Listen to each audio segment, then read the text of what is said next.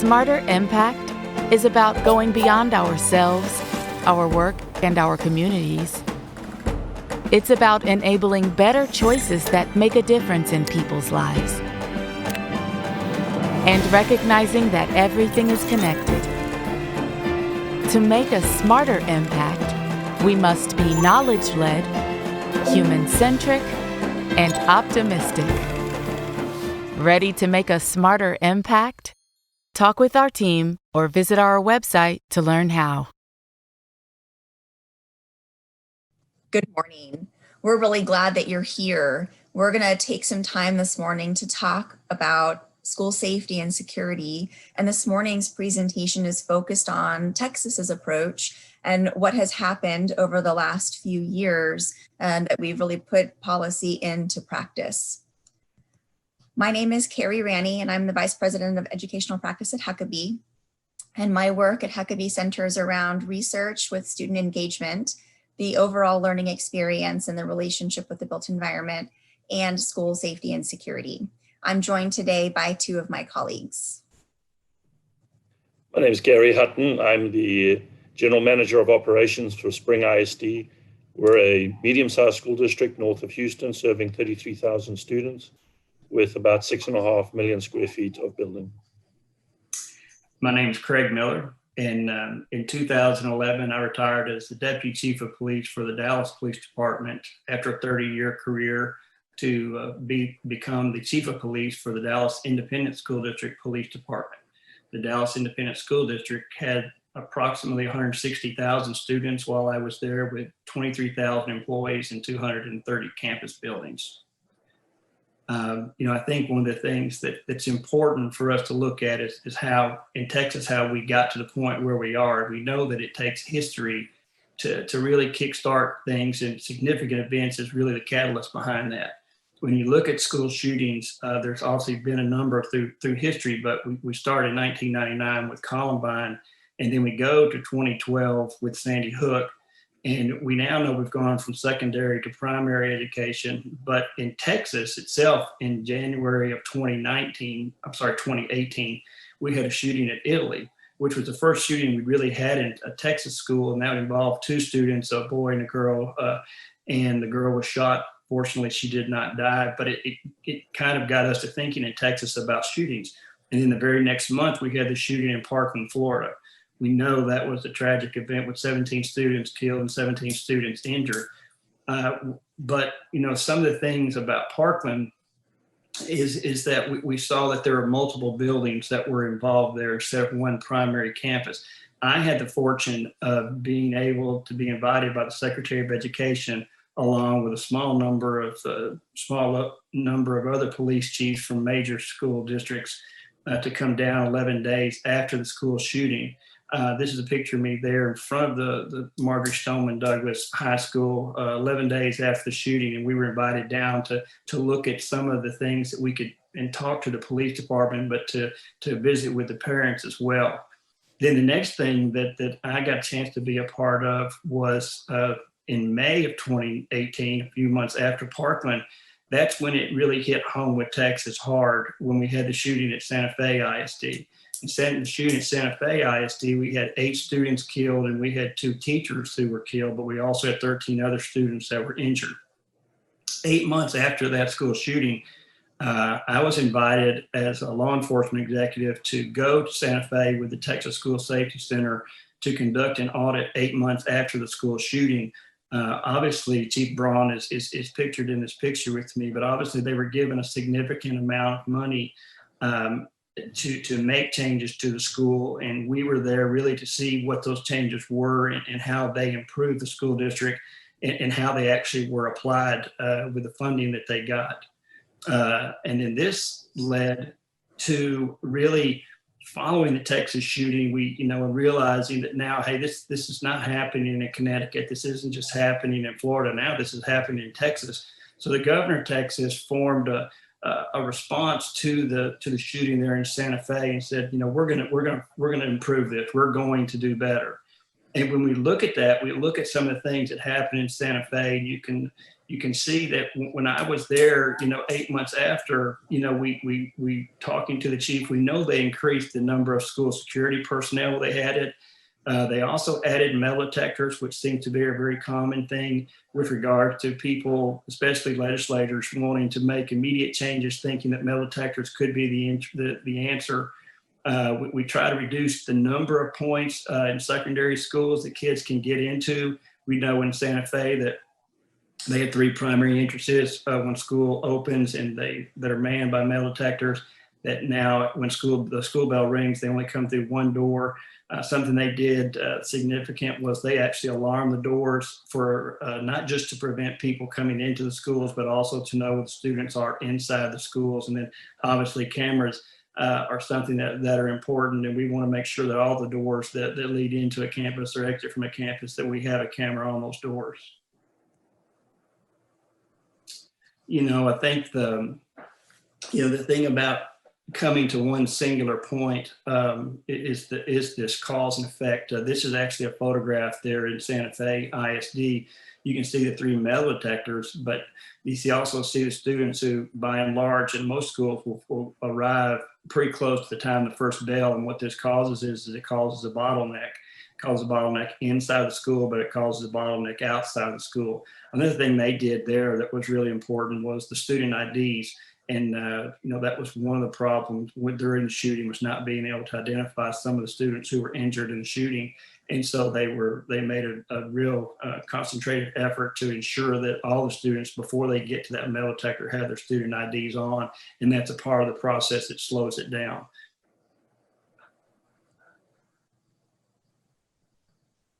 So what makes the news? School campuses face threats on a regular basis, but only certain events make the news. Those that make the news tend to be egregious and yet infrequent. School safety is not synonymous with active shooters. School campuses face threats every day. Some, like the shooting at Santa Fe or the tornadoes in Moore, Oklahoma, make the news. Districts face threats every day related to custody, angry family members, cyberbullying, self-harm, truancy, depression, anxiety, fights, drugs, alcohol, inclement weather. Houston has had several floods during schools days that required schools spending the night. Schools face these threats every day, and the threats can be internal, external, on campus, or technology-based. Active shooter is not what we deal with every day. These stem from a few different paths, including natural, active, technology. Even technology doesn't start in the physical environment, it starts in the digital environment. So picking up the pieces after Santa Fe and the governor's roundtables, there was a strong push for policy work to be the solution to address this challenge that leaders in the state of Texas really felt like was in our backyard. So 2 efforts really took place, and they ultimately merged in 2019, around the middle of the year in the summer. And so the first was the updating of the Texas Education Agency school facility standards. And the second was the introduction of new legislation in the 86th Texas legislature, which was convened in the first and second quarters of 2019. So for some history around the school facility standards, it's important to provide some of that context to what led to the pent-up pressure to provide an update to those rules. So what we had in effect was the 2003 version of the rules. That was the last time that any amendments had been adopted by the Commissioner of Education. There was a 2 to 2.5 year information gathering process that the staff at TEA went through to get feedback from practitioners across the state. And the agency put out proposed new rules in 2017 that would provide for some updates. And there was significant practitioner pushback from what ultimately made its way into those proposed changes. And the practitioners did not see a lot of the feedback that they provided to the agency represented in those proposed changes. And so there was a lot of pushback on those proposals. The outcome of that situation was twofold. One, there was no update to the rules, and so we were still operating under the 2003 version of the school facility standards in 2017. And there was a request made by the practitioners for a transparent committee process that really represented the entire state and got feedback from all corners. And so that's really what led to the creation of a statewide committee comprised of 22 committee members. And those 22 committee members represented different stakeholder types. There were school superintendents, other administrators. We had district leadership, campus leadership, law enforcement, design professionals. We had a general contractor. We had facilities directors and executives from school districts. And then we also had representatives from the Chamber of Commerce and Workforce Commission to really round out the perspective of the group to make sure that we were having all the right conversations in what would ultimately be a pretty robust revamp of the facility standards. My two co-presenters today, Craig and Gary, were on that committee, and so they were a part of that process. Committee was co-chaired by two people, Dawson Orr and myself, and we did that because we wanted to have both sides of the house represented in leadership and in the collaboration of not just the conversations, but in the process. Dawson is a retired superintendent and a professor in the School of Education at SMU in Dallas. And I am an architect, and so represented the facilities side of the conversation. The committee convened in January of 2019 and decided as a group to be very proactive in the types of topics that wanted to be discussed throughout the process. And so ultimately the group developed 15 subcommittees based on those topics. And so that's a really large list of topics. Wanted to really cover all the bases and have all the right conversations. Even if a subcommittee didn't make any recommendations, it was worth having the conversation and exploring whether we should. And then parallel to that committee process, we wanted to get a broader range of feedback. So we designed a subcommittee process, and through solicitations, through a wide variety of professional associations, we had 95 participants, including some students that participated in the process to make sure that we did really have a large representation of voice across the state, and even from stakeholder types and roles that may not have been represented on the committee itself. So what's interesting about the subcommittee process is in that group of 15 topics, we actually talked about safety and security, and as a group decided that it was time to be proactive about having a conversation around safety and security, and so proactive that we actually had two subcommittees that represented safety and security, wanting to make sure that the two facets to that, one being life safety and the coordination with existing codes, and then this notion of threats of violence, both of those were important, and we knew that one had the opportunity to really consume the dialogue, and so we broke them out into two subcommittees. So it was a very intentionally designed process that the practitioners had requested in 2017, and then were able to put into practice. And so I want to invite Craig and Gary to share their thoughts on participating in the process. You know, for me, I realized early on going into a school that the mission for schools is obviously to educate kids. As a police chief and over a police department, we have a role, but figuring out how that role works and works in conjunction with the schools is really important. And for me, being on a committee like this, with the perspectives of administrators, architects, engineers, design people, was really important, because many times the law enforcement isn't invited into those early processes in development. And so being a part of this introduced me to different people in the state who do that role, but also the importance of having law enforcement work hand in hand with each of them. So to me, it was a deep dive into strategic planning. I think we've gone deeper in this process than I believe any Texas facility standards have ever done before. The diversity of subject matter that we went into and looked at certainly went way beyond how much square footage a classroom should have or a science lab should have. I believe this is a document that will stand Texas well into the future. Thank you. So looking at the timing of this particular process, we got started in 2018 when we gained the support of the Commissioner of Education, Commissioner Morath, to move forward with this Texas Association of School Administrators School Facilities Committee and the process. And so, as I said, we convened in January of 2019, and you can see there that in February, March, April, and May, the subcommittees met and made recommendations to the committee in May. So in June, early June, the committee met in person and started evaluating the subcommittee recommendations. And while that took the months of June, July, and August to complete, we took up the topic of safety and security recommendations at that meeting in June. And so that became a pivotal moment that by the end of that workshop that we did, we had our recommendations in hand. We had reached consensus as a committee of 22. And what's interesting about the way that we designed the process, the group decided in January of 2019 that everything we did would be with unanimous consent.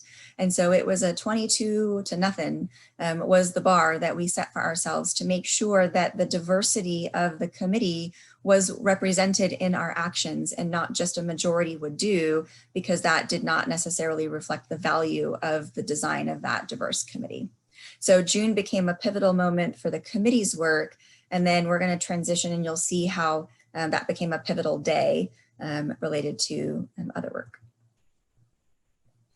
Yeah, when after the shootings and we had the governor's roundtable and we have different voices included there, we initially started off in March with two bills, House Bill 17 and Senate Bill 11. Ultimately, Senate Bill 11 is what came out. And Senate Bill 11 actually applies to public school districts, but charter schools as well. And it applies to school districts to have a standard for safety and security, which is something that historically had never been done before, not just in Texas, but anywhere in the country. That included things like the new construction to schools, as well as retrofitting the buildings that we have. If it was trying to put in a security vestibule, going back and putting in a security vestibule in that.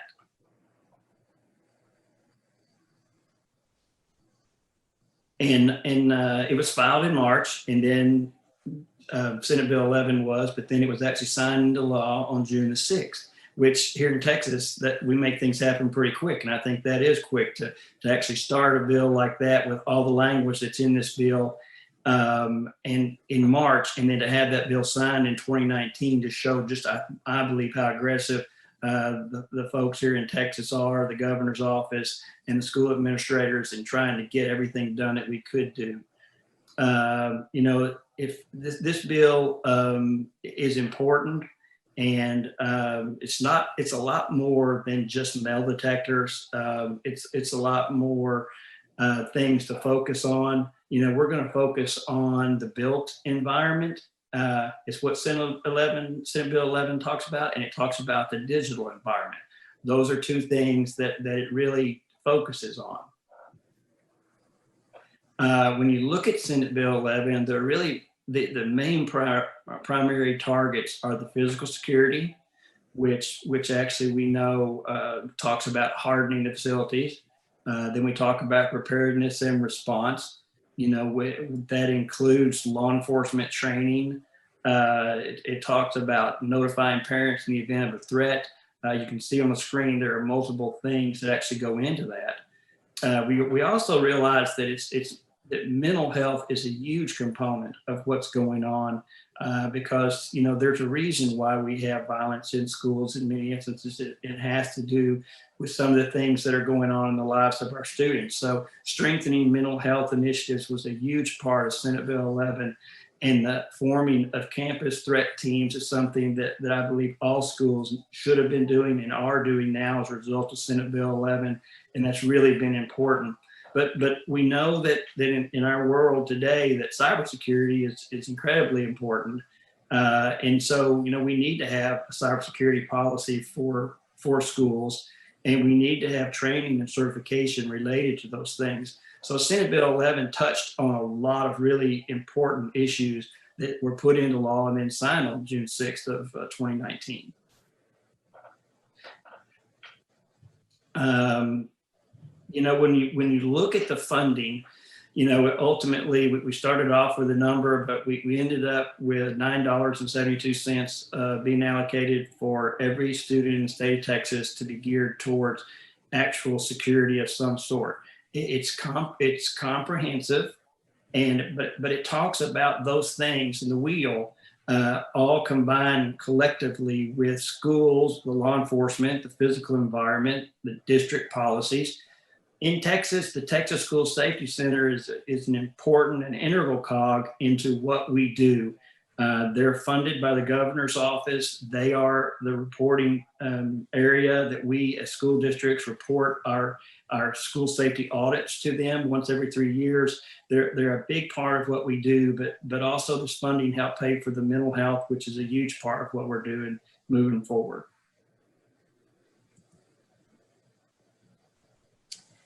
So June 6th was a pivotal moment in Texas history around school safety and security standards. And we went from having no facility standards focused on safety and security to having a standard. And so the committee was taking that proactive approach to embrace the topic of safety and security into sort of a natural update process for school facility standards that were already in place.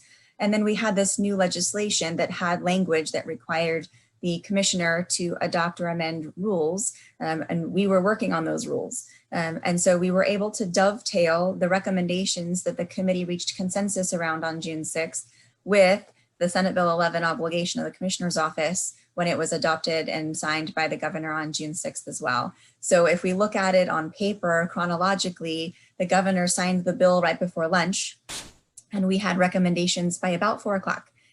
So after about 5 hours of that bill being in place, there were already recommendations in place put together by a diverse group of practitioners across the state, focused on not just all the rules, but specifically safety and security.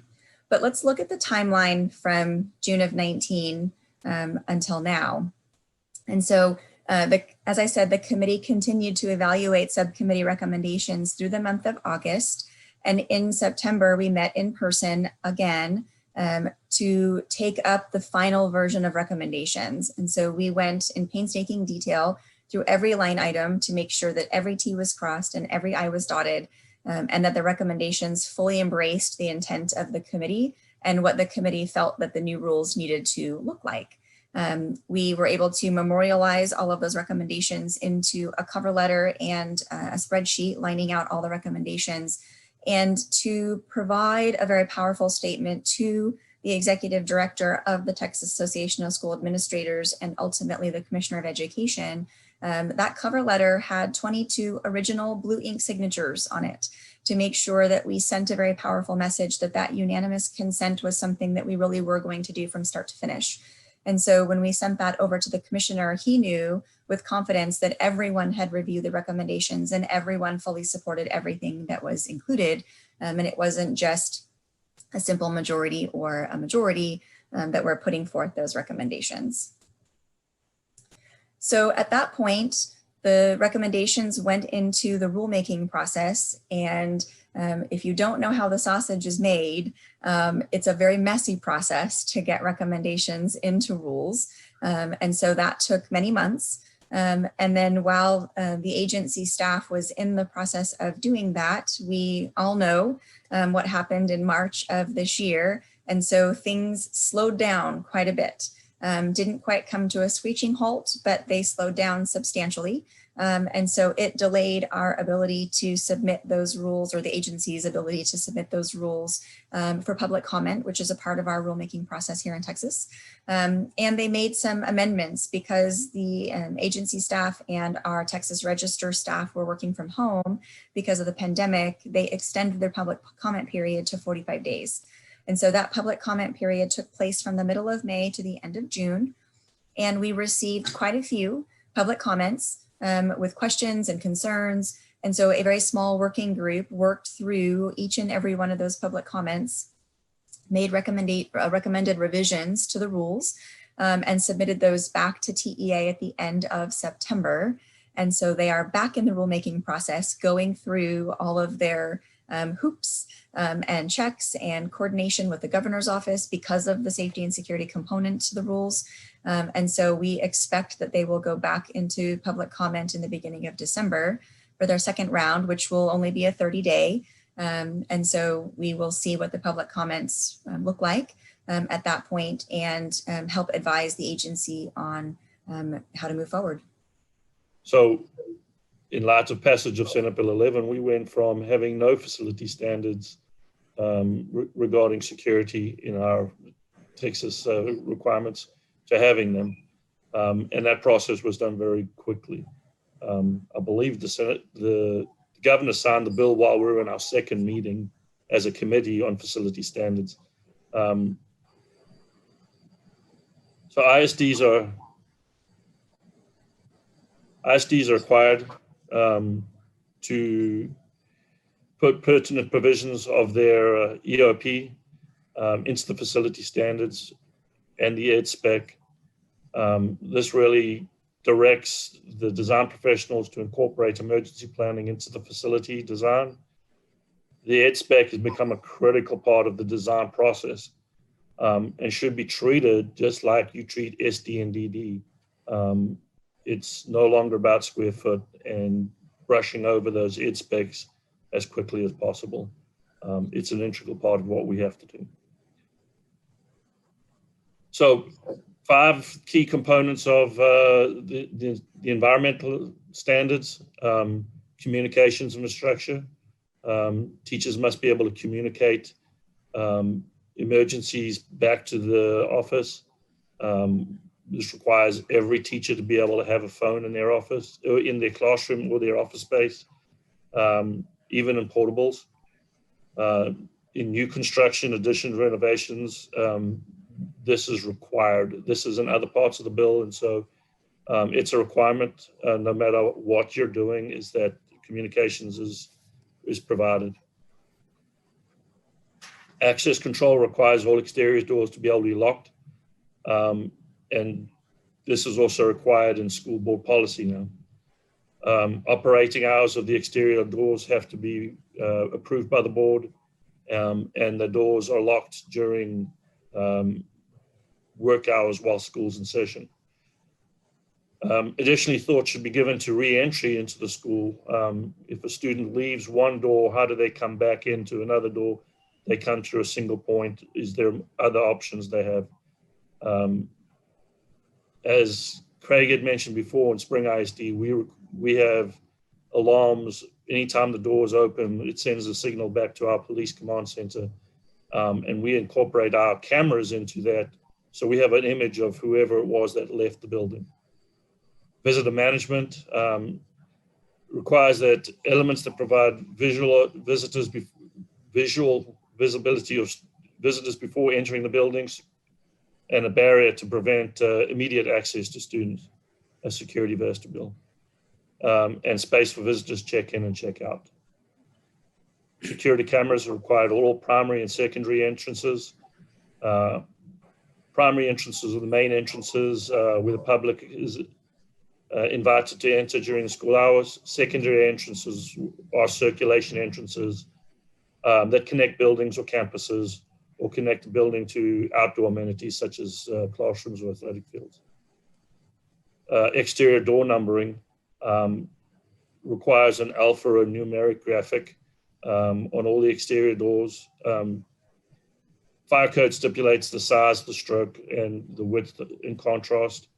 But districts need to be working with their local first responders to logically number the doors in a sequence that everybody understands, so that in the event of an emergency on campus, we're not looking for a door. Everybody knows the doors are numbered sequentially around the building in a logical fashion. So cost, all of this has a cost implication. The committee didn't want small projects to be canceled due to requirements for the safety standards. By implementing a bracket, this allowed for a tiered implementation to improve safety over time. Communications infrastructure, as I mentioned before, is required in the new legislation, so the infrastructure is required regardless of the scope of the project. The rest of the requirements are based on the construction budget. for a project. The higher the investment in the facility, the more the safety and security standards are required.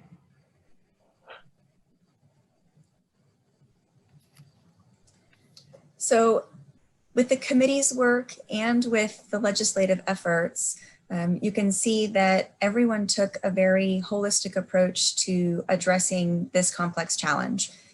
It wasn't just all eggs in one basket, and it certainly wasn't just focused on one single type of harm that might compromise the student safety and security while in our buildings. And so this really took on a much bigger mindset, big shift for everyone in the way that we think about safety and security.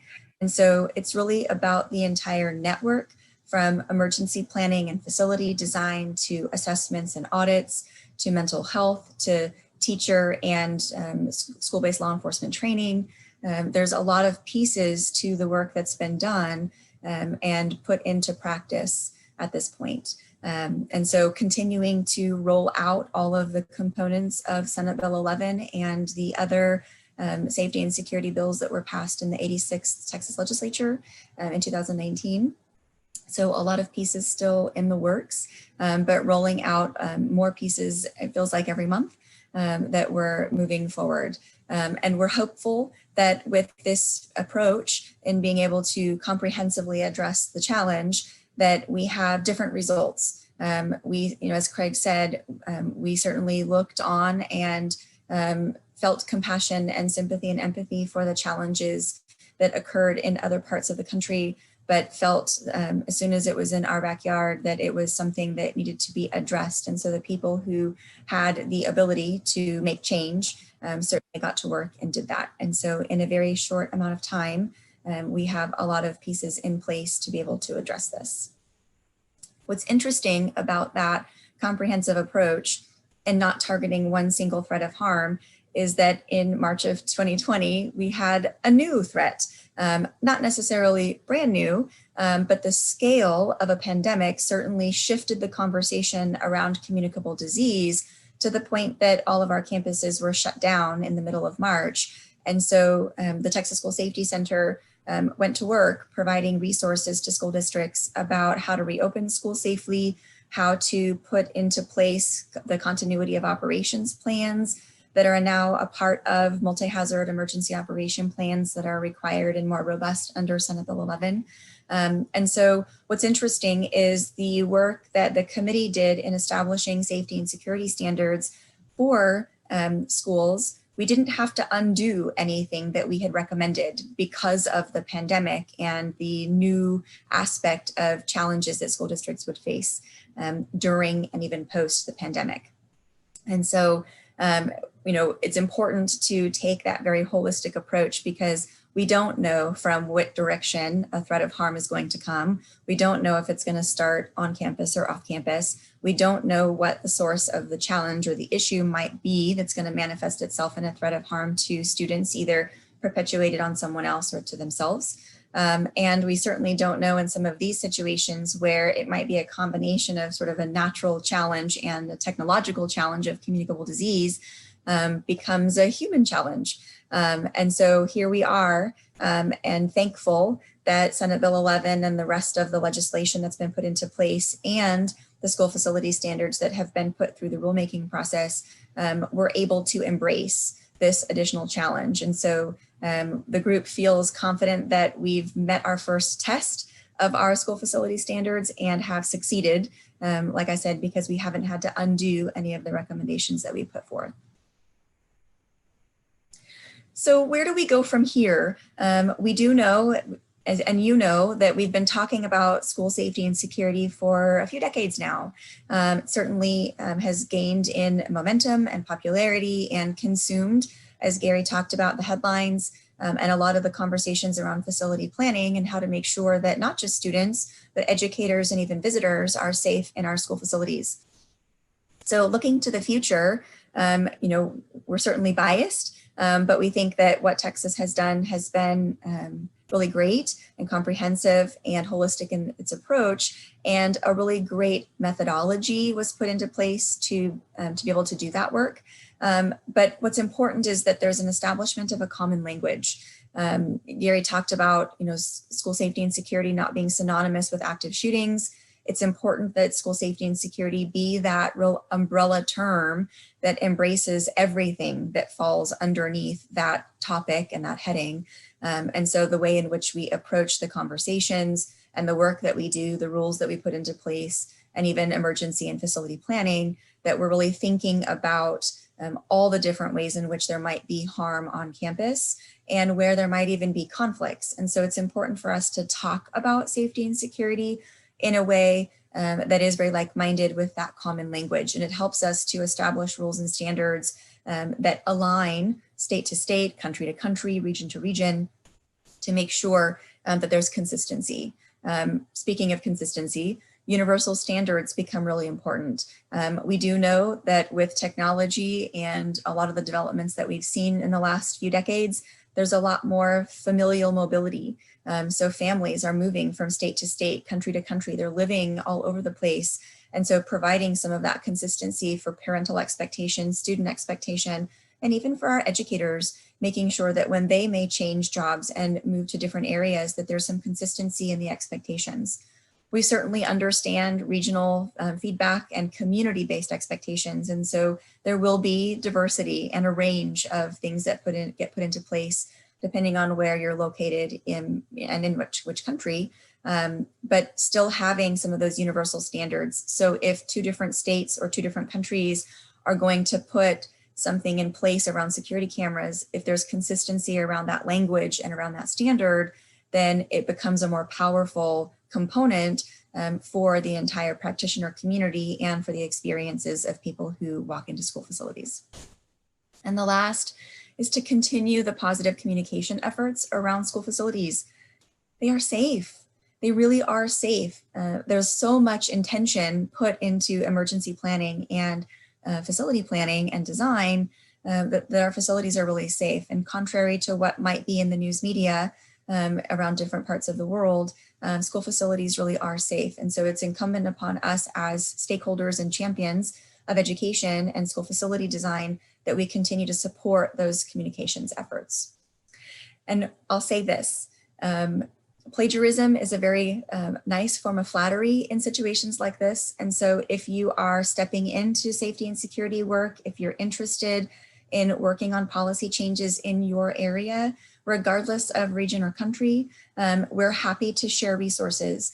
We're happy to share information about our committee process, our subcommittee process, and the recommendations that that committee put forth through TASA to the TEA agency and commissioner. And we're also happy to share the bill language of Senate Bill 11, some of the other bills that were put forth in the legislature in 2019. So any of these pieces we're happy to share. And so it's my understanding that our contact information is on the website. So please feel free to reach out to any of us. And we're happy to help move forward any of these efforts and coordinate some of that consistency between what we've done here in Texas and what might make really good sense in your area. And another really great resource is the Texas School Safety Center. As I mentioned in my introduction, I am a board member for the Safety Center, and Senate Bill 11 really expanded their role as they play tucked under the governor's office. Their primary focus in the past has been on research, and so they still do all of that research and provide that information in publications on their website. And then there's been that expansion of services. And so there was a different approach to safety audits prior to Senate Bill 11. And there's a much expanded version of the services that they provide and the work that they do and the authority that they have related to that process. And so they've really been amplified in this. And so want to make sure that you have that on your radar as well. And so they're happy to share all their resources. They've got lots of toolkits on their website. And their staff is incredibly helpful. So please reach out to them if you have any questions. You know, in conclusion, we've talked about a lot of different things, but I think it's really important for everybody to understand that providing a safe learning environment for students is critical. For them to feel safe, for the administrators to feel safe, for the teachers to feel safe, for the community to feel safe. we really feel like these standards that we've helped to be a part of and to develop are going to be applicable not only to schools, but to several different areas in our worlds, community colleges, higher education colleges, retail, having standards that are developed for safety that everyone knows and understands is really important. One of the things that's in looking at the final things that really talk about here is let's talk about teamwork, because I think that's one of the things that's important moving forward in safety is that everyone needs to be involved. Sure, my perspective from law enforcement is different from administrators, or sometimes different from the community. But the thing is we all have to work together. Having a safety committee, as we have put in place through Senate Bill 11, that has members from the community, from the local law enforcement, from the schools, it's important because we're not unique here in Texas to many school districts in that we have 1,025 school districts in Texas. Only about 250 of them have ISD police departments like I grew up in here in Dallas. That means the other 75% of the state, or 750 school districts, those law enforcement officers in the community need to be involved in the planning phase when you're looking at these standards and the design, because it's really critical that everybody on the team work together so that everybody's perspective can be brought to the table and seen. Secondly, you have to look at this thing from a holistic approach. Threats come from every direction. If a threat comes in that talks about that there's going to be a shooting tomorrow, what motions need to take place? What are the things that need to take place regarding that threat? And then how's that threat relayed back to the community? It needs to be holistic in that everyone needs to be involved. And we need to be able to anticipate that these threats are going to come not just from an active shooter, but from someone trying to get onto the campus who's upset because they don't think the counselor's treating their student right. And we also have to protect our kids from leaving the schools. That's really important. So this holistic approach is critical to how we approach things. And then finally, we're going to talk about planning and communication, because that's what it's about. It's not in the middle of the night when a storm happens that you want to start trying to figure out how you're going to do things. It's when it's going on. So ahead of time, right now is when you need to be planning. You need to be talking to the parents. You need to be talking to the community. Everyone needs to know, how am I going to, in the event of how am I going to reunify with my child? If something happens at the school, when is it appropriate for me to come up to the school? When should I stay home? What sort of information will be communicated to me from the school so that I'll know what's going on? But it's really critical to communicate. And so in final takeaways, teamwork is critical, using the holistic approach is critical, and planning and communication, I can't stress enough. Now at this point in the presentation, we just really like to know if we will be glad to take any questions that anyone might have related to the presentation with Carrie, Gary, or myself. So please.